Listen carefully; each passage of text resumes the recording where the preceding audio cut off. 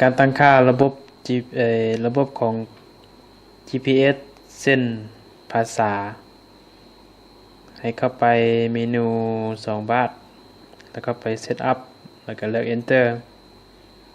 แล้วที่นี่จะเห็น System ก็คือระบบของ GPS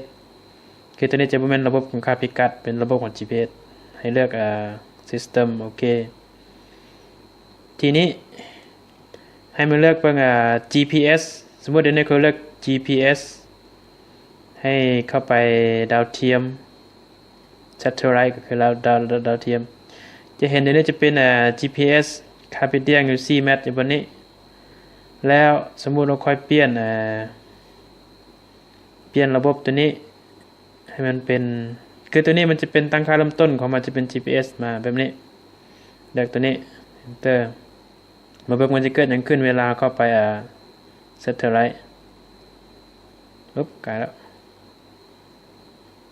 Satellite ปุ๊บกลายแล้ว Satellite ดาวเทียมทีนี้ก็จะเห็น GPS ตัวนี้กับGLONASS ตัวนี้ก็เป็นคาร์บิเดียนคือกันซึ่งต่างจากเมื่อกี้มันจะอยู่แจนี่เดี๋ยวนี้จะย้ายลงมาตัวนี้ซึ่งเพื่อความเบิ่งง่ายแนะนำไม่ใส่ GPS ล่ากดเมนู2บาทเข้ามาบน Setting เข้ามา System Setting แล้วเลือกโอเคตัวนี้ให้เลือก GPS โอเค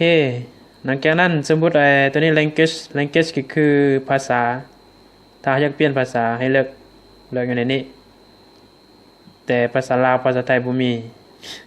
ทีนี้เลือกเป็นอังกฤษไว้ก็คือภาษาอังกฤษนี่คือวิธีการเปลี่ยนภาษาของ GPS